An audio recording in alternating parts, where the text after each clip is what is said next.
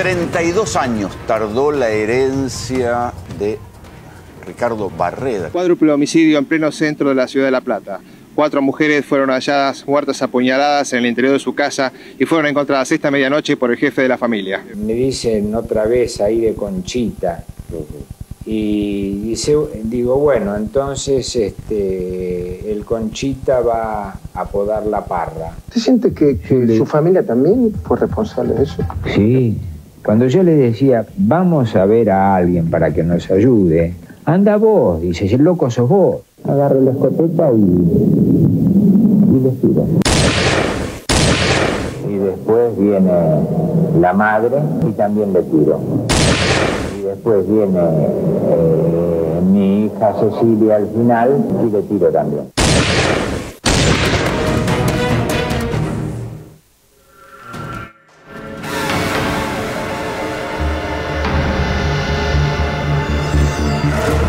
Un caso que quedó grabado totalmente en la memoria argentina. Ricardo Barreda matando sus 2 hijas, su esposa y su suegra. Algo que casi no tiene réplicas en el mundo. Es un caso alucinante, asombroso. Y ahora, 32 años después, revive, 33 años casi después, revive otra vez de alguna manera, porque asombrosamente se discute la herencia. Una cuestión que ninguno de nosotros tenía de alguna manera en cuenta. Una casa en el centro, ya bastante abandonada, pero una casa en el centro de La Plata, un departamento en Mar del Plata, un campo o un terreno en la provincia de Buenos Aires y 2 autos que ya no tienen casi valor. Pero se discute de todas maneras la herencia y sobre todo se discute a quién va la herencia. De todo eso vamos a hablar, pero lo que hay de por medio es ese caso que casi no tiene réplicas en el mundo. Esto es.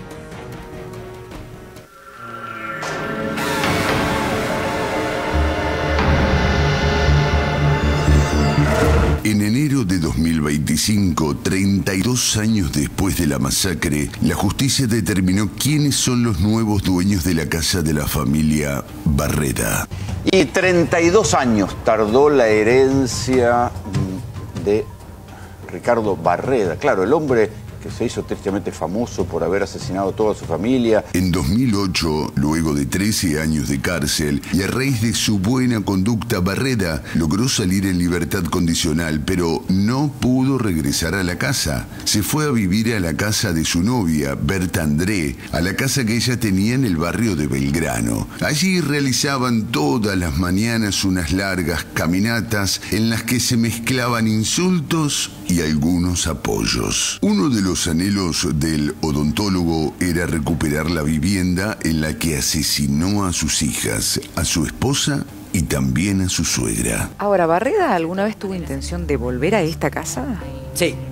Y se lo dijo a su abogado defensor, a Eduardo... ¿Volver a la casa donde cometió los crímenes? Hace 10 años le dijo, quiero volver. El femicida nunca logró recuperar la casa del horror. El 25 de mayo de 2020, con 84 años, murió solo en un geriátrico de José Cepaz. Y el último momento nos hace cambiar absolutamente de eje y nos hace comunicar la muerte del cuádruple femicida Ricardo Barreda. En el año 2012, el Senado bonaerense aprobó la expropiación de la casa para convertirla en sede de la organización María Pueblo. El Senado provincial aprobó la expropiación de la vivienda del homicida y convirtió el lugar en la sede de la ONG María Pueblo, que se dedica a alojar y asistir a mujeres víctimas de la violencia doméstica. 10 años más tarde, la vivienda abrió sus puertas para la concreción del proyecto. Reabrieron la casa de Ricardo Barreda. El Ministerio de Mujeres, Género y Diversidad decidió entonces utilizar su casa como un espacio para atender a todas las víctimas de violencia de género. Cuando ingresaron al inmueble ubicado en la calle 48, entre 11 y 12 de La Plata, aún quedaban vestigios de la masacre. manchas de sangre y agujeros de bala en las paredes.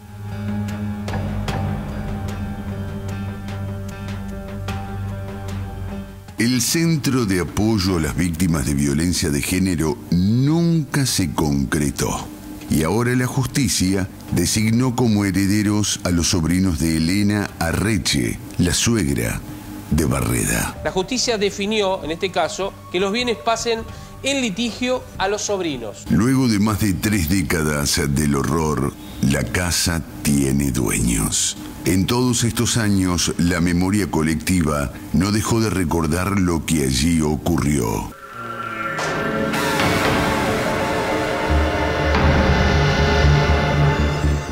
Doctor Raúl Torre, ¿cómo le decimos a la gente? ¿Cómo explicamos esa locura? Hoy, después de un juicio, tengo el recuerdo que en el juicio él volvía con que la familia lo ofendía, pero en el juicio medio que se desmintió.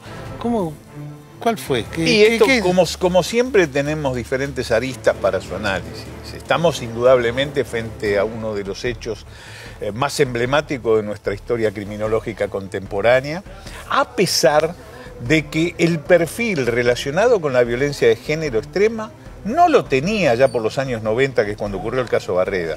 Antes lo tenía el caso Monzón, y de alguna manera también lo tenía el caso de Gisela Carolina Loh, el de las 113 puñaladas. 2 casos que nosotros hemos analizado bastante. Pero curiosamente, a pesar de que eran 4 las víctimas, a pesar de la secuencia, etcétera, no tenía de alguna manera la representación de la violencia de género extrema. Luego, a partir del tercer milenio, sí, y de nuevo nos encontramos con un fenómeno muy curioso que pareciera que el doctor Ricardo Barreda no deja de ser tapa de los diarios, aún post-mortem, ¿verdad?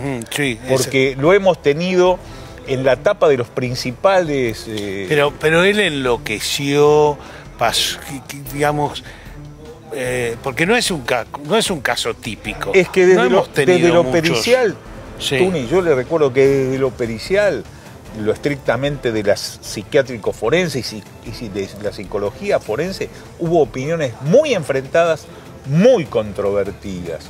Hubo, y voy con una amplia gama, con un amplio abanico en el centro, teníamos desde que se hablaba del trastorno mental transitorio completo, estamos hablando de un estado de inimputabilidad, disparado por una especie de delirio místico reivindicativo, hasta quienes hablaban de que era portador de un trastorno antisocial de la personalidad. Una psicopatía, por ejemplo, para aquellos años en el DSM-3, en la terminología clásica de la psiquiatría forense. O sea, había quienes hablaban de la imputabilidad plena y quienes hablaban de la absoluta inimputabilidad. Y le voy a recordar que el fallo de la Cámara Criminal y Correccional de la Sala de La Plata estuvo dividido, no fue unánime, y curiosamente había 2 jueces hombres y una juez mujer. La juez mujer votó por la inimputabilidad. O sea que estaba loco, eso dijo... O digamos que no comprendía la criminalidad. Que no había comprendido la criminalidad del acto, eso no podía votó la mujer. Dirigir sus acciones, una cosa u otra o ambas. Eso votó la juez mujer, para ver que tampoco había una carga de género en este sentido. O sea que el hecho, desde el punto de vista de la psiquiatría forense, todavía hoy en día sigue siendo materia de debate. Nos acompaña el doctor Mauricio D'Alessandro, porque a todos, a mí sobre todo, no al doctor Torre, nos cuesta entender cómo funciona el tema hereditario en un caso como este, de un hombre que mata a toda su familia. Bueno, lo primero que hubo que determinar, que se intentó determinar, es cómo fue la secuencia de las muertes, porque eso va generando diferentes consecuencias, es decir, si muere primero la mujer, si muere primero la suegra, si muere primero... Que Barreda cambia esa secuencia. Claro, en las 2 versiones la cambia con la expectativa, esto el doctor lo conoce plenamente, pero para que lo entienda el público, nadie puede heredar a quien ha matado. Si ha cometido un homicidio no puede heredarlo, pero tiene que mediar una sentencia condenatoria. ¿Qué es lo que, cuál era el ardid de Barreda? esto es posterior al hecho, era el cambiar las secuencias, podía heredar todos los bienes porque él apostaba a su inimputabilidad. Pese a ser llevado a juicio, no iba a ser condenado por los homicidios, en su expectativa, ¿no? ¿En qué juega el tema de la secuencia? Claro, porque acá había una esposa, 2 hijas y una suegra. La casa pertenecía a la suegra. Ajá. La realidad es que él a la suegra nunca la iba a heredar. Y además, al ser la suegra, tenía colaterales que en la escala podían también... Tenía sobrinos, es correcto. Tenía sobrinos, con lo cual... que son los que hoy están reclamando el inmueble. A él le convenía, que la suegra hubiese sido la última en morir. Ajá. Le convenía para el tema hereditario. Igual estamos hablando de una persona, como bien dijo el doctor Torres, que no estaba bien en sus cabales y que muchas de estas construcciones, desde el momento que él empezó a matar la familia, él ya incurrió en esas causales de indignidad que le impedían heredarlo. ¿Por qué le convenía matar última a la suegra? Porque la suegra era la titular de la casa. Sí. Es decir, que si él mataba primero a la suegra, rápidamente los herederos eran la mujer y las hijas, eventualmente. Después la mujer, después las hijas. A él le convenía que las hijas, así no había herederos y quedaba él como afín. Había otros bienes en juego también, que eran de propiedad de la señora Arreche de McDonald's. Exactamente. Sí. Que también esos otros bienes entraban en el acervo sucesorio, ¿verdad? Sí, pero es increíble que él haya... O sea, la realidad es que al morir la suegra primero, inmediatamente eso se produce ipso facto.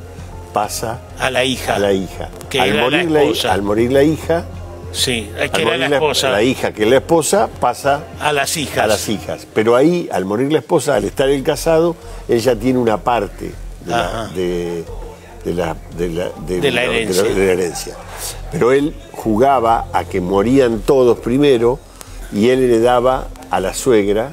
Ajá. Creo que lo que pretendía era heredar a la hija. Esta es la secuencia que cambia Barreda. No, yo no tengo, es un caso que pasó hace 20 y pico de años. Claro. Pero sí tengo claro que él quería beneficiarse de alguna manera. Este era, no es un tema de secuencia nada más. Porque las hijas heredarían a la suegra porque estarían en privilegio contra los sobrinos. ¿Se entiende? Y entonces él heredaría a la hija, algo que era pergeniado. Pero un delirio, ¿o no? Sí, un delirio, una muestra más de la locura que él tenía. Porque ustedes nos dicen que él no podía heredar a las hijas por ser el asesino. Para mí la causal de indignidad impedía que él tuviera. A razón de lo que dice. ¿Y si es inimputable, doctor? A razón, bueno, es que es lo que él jugaba. Claro. Si es inimputable, también hubiese salido libre. O sea, claramente... Esa era la ilusión de Barreda. La herencia era secundario. Si él hubiese salido libre, su situación mejoraba. O sea, su principal acervo era su libertad. Más, lo otro era una consecuencia posterior. En su locura, además, pensó que podía quedarse con el dinero. Obviamente, si era inimputable, él podía heredar. Y ahí hay un tema que me quedé pensando en lo que dijo Raúl, que es válido. La realidad es que si la mujer muere, la suegra muere primero y eso va a parar a su mujer, la mujer al morir la heredan los 2 hijos y Barreda a tercios. Esa es la única posibilidad que él tenía concreta de quedarse con el tercio de la casa. Entonces puede ser que él haya pensado en esa posibilidad antes que en la muerte de la suegra e ir a competir con los... ¿Estaba eso en la cabeza de él? Sí, indudablemente. Porque él va... de pronto, cuando él que está claramente confeso, ¿verdad? De hecho, en el juicio oral, da hasta cuál es el móvil. La discusión comienza en el comedor diario, en la planta baja de la casa. Tenemos la secuencia de los homicidios. Comienza en el comedor diario, donde está la esposa, Gladys McDonald's, y la hija menor, ¿verdad? Cecilia Barreda. ¿Qué es lo que ocurre? La hija menor, abogada. Adriana Barreda, odontóloga, al igual que la esposa de Barreda, estaba en la planta superior desayunando. Adriana le había pedido para el consultorio de ella una mesa de instrumental de odontología que Barreda tenía en desuso. Y él decide no dárselo. ¿Cuál es el disparador? Barreda le pide a la mujer si le puede coser una ropa que se había descosido. Y la mujer le dice que te lo cosa la mesita. Esto va a declarar Barreda en el juicio oral. La mesita, aludiendo al hecho de que él le había negado la mesita a la hija. Dice, voy a cortar la parra.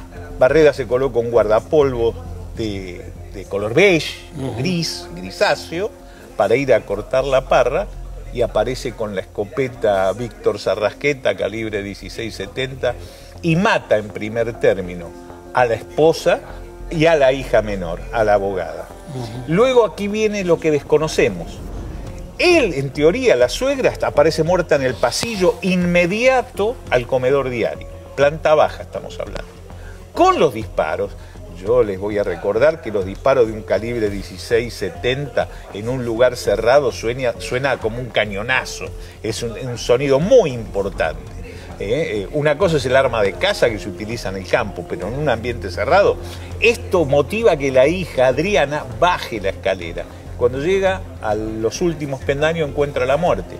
Es a la única que le ejecuta 3 disparos, porque había quedado viva para asegurar el resultado muerte. Esto va a entrar a jugar después en el análisis de la imputabilidad e inimputabilidad. Bueno, y además elimina cualquier posibilidad de emoción violenta, porque para disparar 3 veces con esa, creo yo, con la 16-70, tuvo que volver a ponerlos, tuvo que tirar 2 tiros y después volver a poner una escopeta de sistema vascular. Así que mató a 3 personas, y lo que yo no sabía, con 6 disparos, con lo cual recargó 3 veces la escopeta. Claro, él en total ejecuta 8 disparos. Bueno, tuvo que recargar 4 veces. Sí. Tuvo que recargar permanentemente. Con lo cual no hay emoción violenta. No, porque la emoción violenta sería el trastorno mental transitorio incompleto. Acá se habla de trastorno mental transitorio completo, como si se hubiera habido, no sé, una especie de sábana negra sobre la mente de... ¿Y por qué Raúl, este hombre, se convirtió en el ídolo de mucha Porque la sociedad está enferma. San Barreda, por ejemplo, todo eso, es una sociedad enferma. Barreda cumpliendo su condena en la unidad, yo creo que era la unidad 9 de La Plata, pero no estoy seguro. En aquellos años no había la posibilidad de cursar estudios universitarios en las unidades penitenciarias. Entonces, los condenados, los penados, iban a la facultad. Barreda estudiaba Derecho en aquellos años, y cuando llegaba a la facultad era ovacionado como una especie de broma siniestra, ¿verdad? Por haber hecho semejante acto, especialmente contra la suegra y la mujer. Una sociedad enferma. Y bueno, un poco de rencor por relaciones mal llevadas, etcétera, etcétera, y se va instalando... Y un machismo exacerbado, ¿no? Tal cual. Pero es increíble en una persona, además, que parecía desempeñarse normalmente en su vida social, ¿no? No era una persona violenta, no era una persona... Bueno, indudablemente esto lo que va a surgir... Era una persona violenta, pero digo, no aparecía así en el cosa. Yo no sé si realmente era violento en toda su vida de relación. Yo creo que este acto marca un punto de inflexión. ¿Qué es lo que va a acreditar después? Pero no sabemos en tantos años qué influencia pudo haber tenido el servicio penitenciario, convivir con penados. Esto va a modificar de alguna manera una conducta original de una persona, porque con la última pareja que tuvo violencia de género. ¿Qué pasó con la casona? Porque la casona, de los bienes que hay dando vueltas, es el más, aunque esté deteriorada, está en un lugar importante de La Plata. Para construir. Exactamente, y es un lugar grande. Una cuadra de la Corte. Por eso. Yo de la calle 13. Fui diputado 2011-2015 y un día apareció ese proyecto. Creo que era motivado por la cámpora. En ese momento había una cámpora incipiente. Estamos hablando de los inicios de la Cámpora. Eran 7 diputados de la Cámpora, chicas muy inteligentes, estaba Raberta, no me acuerdo más, pero bueno, Otavis, Funes, era un grupo bastante... Ellos dijeron, hay que hacer un museo. Dijeron, y votamos la expropiación con un gran escándalo en las gradas, gente que pedía, como una especie de faro contra la violencia de género. Socialmente por la sociedad lo vio bien esto. Nunca se llegó a... Pero nunca coaguló. O sea, se hizo la declaración de expropiación y nunca se concretó. Nunca se llevó a cabo la expropiación. Con lo cual los sobrinos empezaron a decir, escúchenme, nosotros somos los herederos, ustedes dijeron que su procedimiento se llama expropiación inversa. El Estado te sometió a una sujeto de apropiación, pasa muy comúnmente en el Estado, que es un gigante bobo en estos casos, pasan decenas de años, vos tenés la casa que vos tenías, la tenés sujeta a apropiación, nadie la quiere, está abandonada, y el Estado no termina de fijar cuánto es lo que te van a pagar, eso tiene que ir a un tribunal de Pero cuentas. en general de las expropiaciones no se queja nadie de lo pero que acá cobra sí, acá sí. Pero acá sí porque no cobraron. Acá y había un debate sobre el valor. Vamos a hablar de ese tema. Primero, refresquemos un poco cómo fue exactamente, digamos, las imágenes que tienen que ver con la masacre.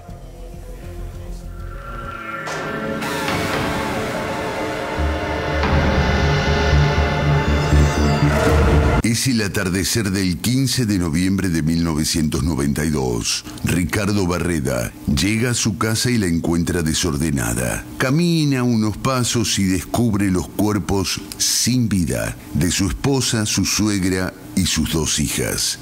Llama a la policía y dice, entraron a robar a casa. Hay muertos. Cuádruple homicidio en pleno centro de la ciudad de La Plata. 4 mujeres fueron halladas muertas apuñaladas en el interior de su casa y fueron encontradas esta medianoche por el jefe de la familia. Ahí están los cuerpos, declaró el odontólogo cuando llegó la policía. En su declaración afirmó que había ido a pescar, se había encontrado con su amante y luego de cenar regresó a su casa donde halló la terrible escena.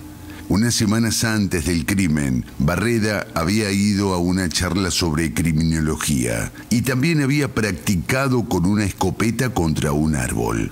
Cercado por estos argumentos, confesó los 4 asesinatos. Trascendió que el odontólogo, abrumado por las pruebas reunidas en su contra, sin una coartada creíble y luego de haber incurrido en varias contradicciones, terminó confesando los asesinatos. ¿Y qué arma utilizó? ¿Dónde la encontraron? Bueno, el arma utilizada en el hecho es una escopeta calibre 16-70, marca Víctor Sarrajeta, de origen español. Barreda contó que había tomado un plumero, le comentó a Gladys, su esposa, que iba a limpiar las telarañas del techo. Ella le habría respondido, anda a limpiar que los trabajos de Conchita son los que mejor haces. Entonces no sé qué dice me dicen otra vez ahí de Conchita. Y digo, bueno, entonces el Conchita va a podar la parra. Y me dice algo así como que, y ojalá te caigas de la escalera y te rompas la cabeza, dice, porque si no te matás o si no salís muerto, te vamos a matar nosotros. Una cosa así. Un rato más tarde fue al depósito a buscar la escalera y encontró la escopeta que su suegra le había regalado unos años atrás. La tomó y fue hacia la cocina. Allí encontró a su mujer, Gladys McDonald, y comenzó la masacre. Agarro la escopeta y les tiro. Primero su mujer y después Adriana, que estaban en la cocina. Estaban las 2 juntas, una al lado de la otra. Y después viene la madre, que baja por la escalera y también le tiro. Y después viene mi hija Cecilia al final y me dice, ¿qué hiciste, hijo de puta? Me dice. de tiro también. Una vez consumado los asesinatos, fue al zoológico a visitar a la jirafa y a la elefanta pelusa. Luego pasó a buscar a Hilda, una de sus amantes, para concurrir a un hotel alojamiento. A la salida, comieron unas porciones de pizza y regresó a su casa, desde donde llamó a la policía.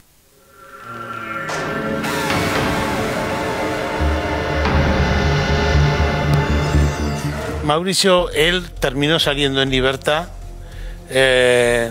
La verdad que me asombra un poco los pocos años que cumplió en la cárcel, ¿no? Bueno, pero hubo un tema de recálculo, porque de repente nos sorprendimos todos. No, digo, que fueron le agarró el 2 por 1. Claro, el 2 por 1 que no había sido contabilizado originalmente. Pero 13 años. Con condicional. El primero sale con condicional. Tiene esta inconducta que suspende la condicional, el juez de ejecución le suspende la condicional por este acto violento con la mujer que convivía. Sí, con una nueva... Claro, y vuelve a la unidad penitenciaria, pero se hace de nuevo, se reformula el recálculo, y entonces, como él había sido beneficiado con el 2 por 1, por más que no esté vigente la ley más benigna para el proceso de él, termina saliendo en libertad. Porque termina saliendo en 2005, 2006, creo recordar, 13 años y pico cumplió después de semejante masacre. Y cuando sale discute el valor de la expropiación de la casa. Sí, como ya era abogado además. Yo creo que ya era abogado. ¿Se recibió de abogado? No lo sé. No me acuerdo. Creo que sí, Creo Estudió Derecho sin duda. Y creo que empezó a ejercer con su propio caso. Empezó a discutir que esa expropiación que se había hecho nunca se había concretado. Hay dos pasos en la expropiación. Sujeto a expropiación es una ley y después la ley de expropiación propiamente dicha. Esa parte no se había cumplido y a partir de ahí empezó a cuestionarlo.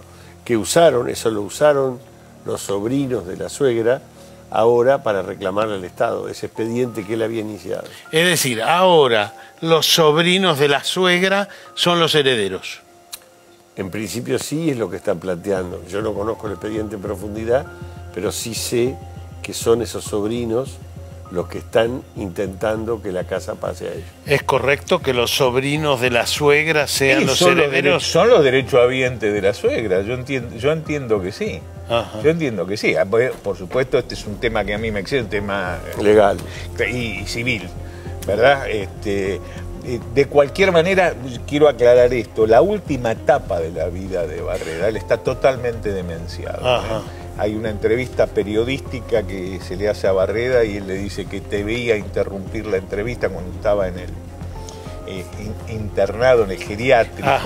Porque él después tiene convive con otra mujer más, y ella muere y él termina en un geriátrico, como acabas de explicar. Es el calco de Pucho, Y finalmente, Pucho claro, tuvo la misma característica. Finalmente, en esta entrevista, él pide interrumpir la entrevista periodística porque lo venían a visitar las hijas. Estaba totalmente demenciado. Sí, la mujer se llamaba Berta, ¿te acordás cuando la mujer con la que convive aquí en Belgrano? Es más, se ofreció otra mujer bastante más joven, también se ofreció para generar contención a Barreda, porque una de las cuestiones que evalúa el juez de ejecución es ver, bueno, a dónde va a ir, dónde va a vivir. Por eso se vienen negando muchas veces esas libertades condicionales, especialmente con prisiones perpetuas, etcétera, ¿verdad? Bueno, eso está, hoy con prisión perpetua casi no hay condicional, ¿no? Porque recién es a partir de hay una discusión si es entre los 30 y los 35 y termina pasando... Y ahora pareciera haberse estirado, ¿no es cierto? Antes era los 25. Sí, ahora es 35 claro. por un tratado internacional que nos rige, pero no es, si es más de 35 es pena de muerte para el tratado que tenemos, o sea, hay una limitación de tratado. Pero en el caso de Robledo Puig, que seguramente han hablado... Se la niegan sistemáticamente. Se la negaba Duilio Cámpora, que era el juez que tenía ejecución penal. Exactamente. Y la última vez que la pidió, como se la estaban pidiendo, estaba enojado, se disfrazó de Batman y quemó el pabellón. Sí. Y eso fue el argumento que usó, pero la Suprema Corte de la provincia de Buenos Aires instaba siempre a Duilio Cámpora, que es el presidente de la Sala de San Isidro, a que diera adelante curso, o que por lo menos tratara el tema de... Él no quiere, además. No, si él quiere, ahora sí. Bueno, sí. Pero, por ejemplo, le ofrecieron ir a una casa dentro del penal, ya no en el pabellón, y se negó. No sabía. Sí, se negó. Y está... El último proyecto de código penal más o menos serio que tuvimos, que fue 2012, por ahí que estuvo Zaffaroni, Gil Lavedra, creo que Arlanian, no me acuerdo si Arlanian también, y Federico Pinedo. Sí. El último proyecto que... Garantista. Hoy está desactualizado porque el garantismo... Pero ese código... Yo lo menciono porque tenía representantes de Pinedo, todos los partidos políticos, y perdón por la redundancia, con representación parlamentaria. Estaba Federico Pinedo, estaba Zaffaroni, estaba Gil Lavedra por el radicalismo, etcétera, etcétera. Nunca me acuerdo de la mujer, la jurista también, una jurista muy reconocida que participó. Ese ya no tenía la prisión perpetua. Por lo tanto, de haberse sancionado ese código, Robledo tenía que salir en libertad en el acto. Es que lo que pasa es que la gente termina, todos los que no somos abogados, terminan confundiendo en la pena un castigo o preservar a la sociedad. Lo que la sociedad necesita es que estos monstruos estén adentro. No es un problema de si hay que castigar dura lex et lex y hay que traerlos presos toda la vida. Eso de que se pudran en la cárcel funciona en los discursos televisivos. El peligro de tener un tipo como Robledo Puch es un peligro para la sociedad. La sociedad necesita que esté adentro. La última, entonces, en esa discusión del valor de la expropiación, ¿es una discusión vieja y los sobrinos se van a quedar con esa casa o está en duda todavía? No, los sobrinos tienen que pelear con el Estado para ver si se la quedan. Ajá. Si ganan eso, que les corresponde, como bien dijo Raúl, por derechohabientes, después tienen que pelear los daños y perjuicios de estos 20 años que la casa está destruida. Si se la quedan. Ahora, ellos... Un juicio contra el Estado. ¿Están por una retribución económica o por el bien? Por el bien. Por el bien. Sí. Sí, efectivamente, ellos se quieren quedar con esa casa, con un departamento en Mar del Plata que está usurpado en este momento, por un terreno en la provincia de Buenos Aires y 2 autos que están hechos pomada, que las imágenes las vimos recién. Claro, Ford Falcon, que era de Barreda. En realidad el planteo es ser derechohabientes y eso viene como de regalo. No pueden decir... También hay que ver, ojo, hay que ver si no se presentan acreedores eventualmente en esa sucesión. Seguramente el Estado, impuestos. El Estado sí, por impuestos. Pero esa casona debe valer mucho más que los impuestos que se deban. Pero estamos hablando de muchos años de impuestos. Impuesto inmobiliario de la provincia de Buenos Aires, impuesto municipal de la ciudad de La Plata. Y, digamos... Servicios no, porque eso se cortaron. 32 años, sí. 32 años de mínima ahí. Acordate que la tasa del impuesto siempre es el 1,5 del valor. Lo que pasa es que como se toma sobre el valor fiscal, pero si la deuda es tan grande con intereses y todo, puede ser que haya una porción importante que reclame el Estado. Pero ahí habrá que jugar con los daños y perjuicios por lo que pasó. Igual, ¿quién quiere ser el sobrino de Barreda en Argentina? Pero quieren la casa. Y la casa, veremos cómo termina, pero da la impresión, es una casa importante, como dijo Raúl, a una cuadra de la Corte Suprema de la provincia de Buenos Aires, en La Plata, céntrico, ¿no? De La Plata. Muy céntrico. Doctor D'Alessandro, un placer como siempre. Igualmente, gracias. Después del corte vamos a abordar el tema psiquiátrico. Ya venimos.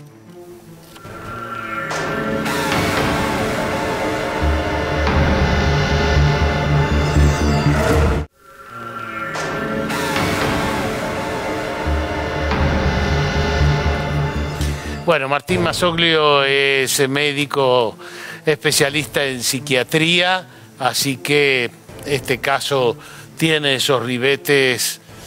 esas incógnitas que planteó Raúl Torre hace un ratito. Con él vamos a abarcar todo lo que tiene que ver con esta dimensión. Este es el informe.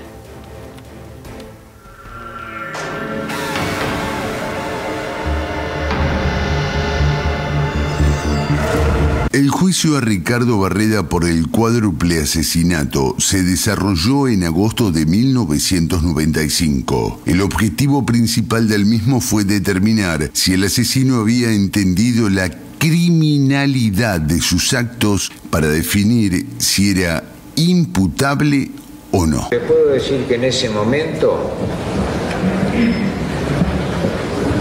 yo no era yo. La defensa del odontólogo sostuvo que había estallado en un ataque de furia frente al maltrato de las 4 mujeres. Sí, me das asco. ¿Asco? Sí, sos una mierda. O no servís para un carajo. O seguí haciendo las tareas de Conchita. Y esta es una hipótesis muy importante, porque la defensa de Barreda no solo asumió la culpabilidad, también se explayó en la narración de los asesinatos. Andá a hacer eso, dice, andá a limpiar, que los trabajos de Conchita son los trabajos que te quedan mejores. Y mi hija me hace ahí como el remedio de la voz. Dice, no entiende, no entiende. No, no entiende, no entiende, dice la madre, y se ríen entre las dos. A todo eso voy a buscar el asunto del casco, vengo con la escopeta y disparo. En el camino de mostrar la locura del momento, Barreda argumentó que su vida estaba en peligro. Entonces ahí viene el momento que me dice... que ojalá me caiga y me rompa la cabeza, porque si no salía yo de ahí muerto, me iban a sacar. ¿Usted siente que su familia también fue responsable de eso? Sí, cuando yo le decía, vamos a ver a alguien para que nos ayude, necesitamos ayuda, somos una familia enferma. Anda vos, dice, el loco sos vos. Pese a los esfuerzos de la defensa, los peritos comprobaron que cargó la escopeta luego de utilizar cada cartucho. Es decir, tuvo tiempo de pensar en sus actos. Bueno, para esto la fiscalía era un simulador donjuanesco y perverso al mismo tiempo que había planificado el crimen e incluso había practicado tiro. Esto lo llevó a enfrentarse con los fiscales durante el juicio. ¿Es posible que se repita esa circunstancia, Barreda, frente a la realidad? ¿A la realidad actual? Sí. No. Porque está muerto. ¿Me lo dice en serio o me lo dice en chiste? Porque si no, no sé cómo tengo que contestarlo. Como quiera, Barreda. Tiene derecho a contestar. Yo le contesto como quiera. Sí, contesta. ¿Me entendió lo que le dije? Sí, le entendí perfectamente. Usted dijo que no está arrepentido. Porque esa es una situación única e irrepetible que se da. ¿Está claro? Es lo que yo quería saber, señor Barreda, si usted comprendía eso. A eso apunta mi pregunta. La ha aclarado perfectamente. Bueno. Finalmente, Ricardo Barreda fue condenado a la pena de reclusión perpetua por resultar autor penalmente responsable de los delitos de homicidio calificado por el vínculo en 3 hechos y homicidio simple en el 4. Se condena a Ricardo Alberto Barreda a la pena de reclusión perpetua, accesorias legales y costa.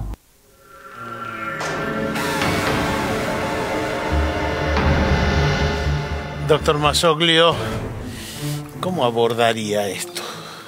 Es un gran caso, y un gran caso de estudio, y que la verdad ha tenido posiciones muy dispares entre gente referente, tanto de la psiquiatría como de la psicología forense, sobre el mismo caso, si era imputable, si no era imputable, si tenía un trastorno de base psicopatológico que se pudiese nombrar, ¿no? Desde las dos aristas, tanto el diagnóstico que pudiera tener, como también si al momento del hecho, acorde con nuestro Código Penal, podía ser con capacidad de reproche o no tenerla, ¿no? En las dos cosas no se han puesto de acuerdo y han dado distintas hipótesis diagnósticas, tanto como en cuestiones que recién la habían hablado, de una cuestión más psicótica, una cuestión transitoria o directamente una cuestión psicopática. Ahora, doctor Torres, usted conoce mucho más esto que yo. Entonces yo veo las imágenes y tengo la impresión de que te tira cualquier verdura para justificar la masacre. O sea, yo no le creo nada, pienso en una cosa fría y planificada.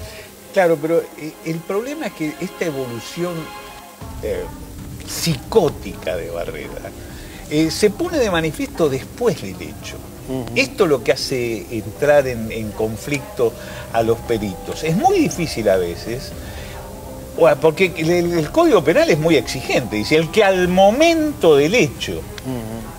¿Está claro esto? Entonces, hay que un poquito en la historia de este individuo, desde que, antes de que ocurriera lo que se llama la psicogénesis, antes, durante y posteriormente al hecho, los peritos tienen que descomponer y tratar de llegar a ese momento. ¿Y cómo saben qué pasaba por la cabeza, no sé si, o por la psiquis de ese hombre en ese momento que inicia toda la matanza? Desde ya lo primero es descartar cualquier organicidad, que fue descartada, es decir, cualquier base desde el punto de vista médico que pudiese haber en ese momento. Con los métodos diagnósticos con los métodos diagnósticos del momento en el cual se hizo, que no son los de ahora.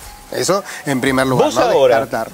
Como ilustración, ¿qué método diagnóstico utilizarías ahora para descartar organicidad? Bien, un psicodiagnóstico le haría una resonancia en el caso de la organicidad, tratando de buscar cualquier tipo de... que pudiese haber alguna lesión para este acto tan impulsivo, sacádico como se dio, o una imagen funcional, un SPECT o un PET para poder ver cómo ese cerebro estaba funcionando. O sea, que por aquellos años no existía. No hubo para nada ninguna de estas cuestiones, sino una tomografía. ¿Y vos confiarías en esos instrumentos? Son siempre cuestiones complementarias. Ninguna nos va a dar la respuesta,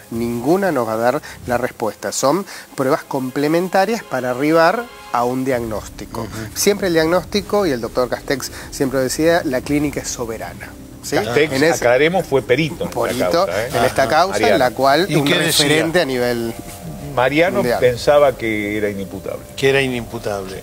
Que había una idea fija, y él lo dice, y leyendo cuestiones, ¿no? Pues yo la verdad no lo he conocido a él, pero leyendo la documental, eran ellas o yo. Esa idea fija que se había generado, reivindicativa, como nombraron, de tinte paranoide, con contenidos también en relación a una cuestión sexual o de su posición desde el punto de vista sexual. Pero tenía amantes. Bueno, pero veamos el contexto. Una ex amante, sí, que no es la con la que estuvo él el día de los crímenes, pero una ex que era amiga de él, era una mujer que lo anoticia que había encontrado un vudú que se le había hecho, un vudú de magia negra haitiana, un vudú de esos que se le pinchan alfileres, etcétera, un vudú que le habían hecho las mujeres, estamos hablando de su esposa e hija, para que él muriera. Por supuesto, una construcción totalmente desquiciada de esa mujer. Sin embargo, esa mujer declara en el juicio oral, y ella dice haber desarmado el poder maléfico de ese vudú. El trabajo, gracias. El trabajo que es el término correcto. Ahora, ¿a vos te parece que alguien va y le dice, hay un vudú hecho, etcétera, etcétera, y él sobre esa base sale y mata en una determinada personalidad? A ver, el primer relato de Barreda. Barreda dice, lo de la mesita que yo conté antes, es de alguna manera... una mesita de odontología. La mesita de odontología. Eso dispara una pequeña discusión en el comedor diario mientras la esposa de Barreda y la hija menor, la abogada, Cecilia, estaban preparando la comida el día domingo, era el día de almuerzo familiar. Ahí Barreda dice que va a cortar limpiar y a cortar la parra. Y ahí es donde le dicen que esos trabajos de Conchita son los que te vienen bien. Digo, lo pongo en contexto con lo que se pasó en las imágenes. Ahí Barreda dice que va debajo de la escalera a buscar la tijera de podar, yo había dicho antes que se había puesto el guardapolvos. Y el casco. Y el casco, gracias. Para cuidarse. Y aparece la escopeta en ese lugar. Y Barreda, el primer relato que hace, confesando el hecho, es de que él se encuentra de pronto sentado en el living con la escopeta en la mano y están todas las mujeres muertas. ¿Está claro? Es primer relato, eso. primero, Es después creíble. va a cambiar, ¿eh? ¿Puede pasar? Sí, puede pasar. existir. Si puede existir una situación. O sea, se le hizo un él habla de una amnesia total, una amnesia total. Frente a una cuestión tan catatímica, es decir, que le genere tanto dolor, la humillación, esa como cuestión que se va sumando. Además, él dice como que la mujer, las hijas y la suegra eran como el gran león. O lo matás o te matan. ¿No? Una de sus justificaciones, ¿no? Como él veía todas amalgamadas contra él y contra lo que hacían con él, puede pasar y algunas personas lo dicen, se me borró la cinta, ¿no? Aclaremos una cosa. Me cuesta creer. Quiero aclarar una cosa que creo que va a ser interesante y para Martín también. La Oficina de Estudios Judiciales de la Corte de la Provincia de Buenos Aires organizó que se dictaba en el Colegio de Abogados de la Ciudad de La Plata un curso de investigación de homicidios. Entre otros, yo fui invitado a participar. Yo hablaba de la escena del crimen. Uno de los que concurrió al curso de investigación de homicidios, el doctor Barreda. Ajá. Justamente antes, inmediatamente, era ese año, inmediatamente antes de los crímenes. Pero me estás dando el pie de que ya tenía en su cabeza de matar gente. De cualquier manera... Digo yo... Pero porque yo ya no le creo, desde ya yo veo las imágenes y no creo nada y tengo dudas de lo del maltrato y todo eso, tengo dudas. Bueno, las versiones todas provienen de un solo lugar, de Barreda. Claro, por eso te... Esta que dije yo, del trastorno mental transitorio completo, de la amnesia total, proviene de Barreda. Luego él va a cambiar la secuencia de lo que charlábamos con D'Alessandro hace un rato, cambiar la secuencia de los crímenes para heredar, o sea, encima pretender una suerte de utilidad o ganancia económica, también la conocemos por el mismo Barreda. Y ahí cuando se lo vio hablando, creo que del programa de Chiche Helblum, el que lo entrevista, que Chiche Helblum en aquel momento compatibilizó una recreación que se hizo de los crímenes Sin Condena, que de Barreda hace Norman Brisky, ¿verdad? Que alguna fracción hemos visto hace un rato. A él se lo ve además totalmente tranquilo. Por eso es la imagen que yo tengo. Aún así puede pasar. Puede pasar. Puede pasar que de golpe como también que esté totalmente disociado y también cuestiones que él ha manifestado que en los momentos de aniversario, ¿no? De cuando esto pasó, a él no le gustaba obviamente que se hablase de nuevo sobre esto, hasta se cambia el nombre al final él para que no sea visto o conocido como quien era. Martín, una pregunta muy técnica te quiero hacer. Ese relato que le vemos a Barreda, por ejemplo, en esa entrevista que le hace, creo que Majul, Chiche Helblum, cualquiera, yo que uno lo ve con total frialdad, etcétera. ¿Puede ser parte del delirio? Puede ser parte del delirio, sí, se puede deber al delirio totalmente y puede tener como una desconexión entre lo que él siente y lo que él manifiesta. Pero ¿no? se lo ve, como dice Raúl, se lo ve tranquilo, coherente, y digamos, ese blanco que se le hizo cuando mató a las 4 mujeres. Incomprobable, para mí burro que no sé de esto. El delirio en una persona ilustrada, ¿puede a su vez enmascararse más o no? ¿En qué sentido ilustrada? ¿Que sea universitario? Es un profesional. Sí, puede tener muchísimo más aristas. También hay que tener en cuenta una cosa. Más allá de todo, una cosa es que él haya hecho un accionar, que él lo haya comprendido y que él lo haya valorado. Son distintos niveles en los cuales uno tiene que evaluar dentro de una conducta que está peritando, ¿no? Uno puede tener una acción, la puede llevar a cabo de forma motora, ¿sí? Sensorial, Ahora, que la comprenda y que la valore y que tenga crítica después de esa acción. Hablamos del juicio crítico. Exactamente. Puede estar totalmente alterado y sí la acción la pudo haber llevado sin ningún problema. Pero es una persona formada, como dice Raúl, que fue a un curso sobre homicidios, ahora me acabo de enterar, y que todo lo que vemos allí con Majul, con Tonietti, con Chiche, todo parece engancharse una cosa con la otra, no es alguien que parece que está mal de la cabeza. Hay muchísimos de los indicadores que por eso fueron tomados por gente que lo peritó y referentes que lo peritaron diciendo es una psicopatía o está en el orden de lo antisocial, rasgos perversos, etcétera, ¿no? Que le han puesto, eso fue de una mirada, pero también está toda la otra mirada que también está totalmente justificada en función a cómo se dieron las cosas, a sus antecedentes que él pudiera haber tenido, ¿no?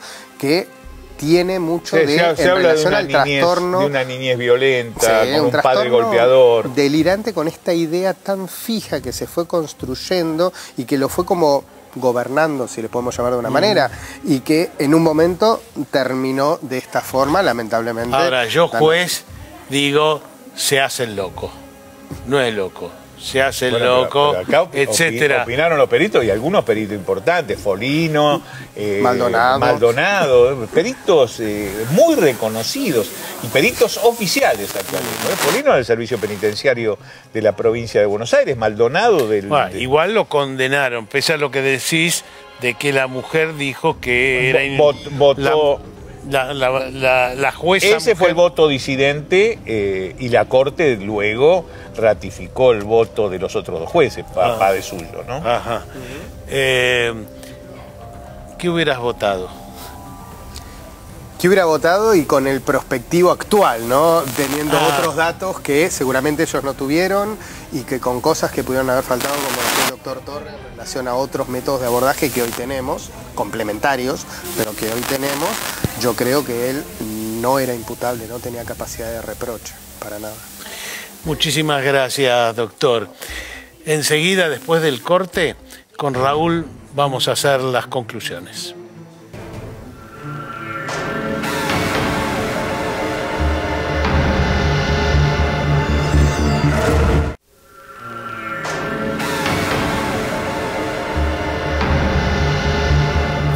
Tremendo caso el de Ricardo Barreda.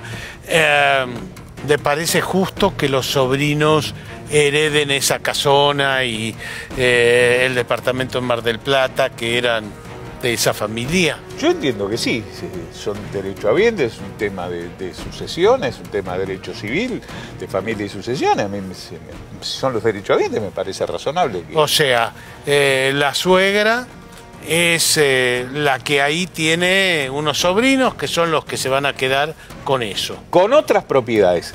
La casa de Barreda es una cosa, las propiedades de la suegra son otras. ¿Por qué? Porque en realidad la casa era de Barreda. Ajá. Propiedad de él. Sí. Inclusive no era parte del acervo ganancial. Bueno, él murió y ¿quién era? Bueno, sí, por supuesto. Entonces ahí viene la línea sucesoria. Ajá, pero aclaremos una cosa, la casa de Barreda era de Barreda. Correcto. Luego la suegra tenía otras propiedades. Todo va a parar a la misma masa de bienes aparentemente. Esto es un tema civil que claramente me excede, ¿no? Correcto. Segundo tema, psiquiátricamente, a mí ya le dije, no me convence toda esta historia de que estaba loco, de que no era imputable, de que no comprendió lo que estaba haciendo. Me da una impresión de una frialdad más allá de que cada abruma. Uno de nosotros, a ver, Tuni, más allá de que cada uno de nosotros tiene una idea, tiene una opinión, por decirlo de algún modo, todavía es materia de debate entre los profesionales de la ciencia de la conducta. Personalmente yo asistí uno entre el doctor Mariano Castex hace un par de años atrás, que Mariano vivía todavía y que es un hombre que ha sido y será por los años y años uno de los más respetables psiquiatras forenses de nuestro medio, y tenía por otro lado a otro psiquiatra que en cambio opinaba que se trataba de un trastorno antisocial de la personalidad. Todavía sigue siendo materia de debate desde el punto de vista de la psiquiatría forense y la psicología forense. No sé por qué me da la impresión que hoy sería más condenado que entonces. Bueno, pero la sociedad es otra. Hoy, bajo ningún concepto, en los casos de violencia de género extrema es excepcional o excepcionalísimo que pueda haber una cuestión de inimputabilidad. La sociedad es otra, la justicia es otra, y los métodos diagnósticos, como dijo Martín Mazoglio hace un rato, también son otros. En la tumba dice que no se arrepintió. No, dice arrepentido por los pecados cometidos, pero no sabemos si él tuvo la voluntad de decirlo o no. Un caso emblemático que trae cola todo el tiempo y va a seguir trayendo cola todo el tiempo, porque casi no hay un parangón en el mundo. Y sigue siendo primera plana en los diarios, aún después de la muerte de Barreda. Gracias, doctor Torres. Nosotros nos reencontramos en la próxima. Gracias.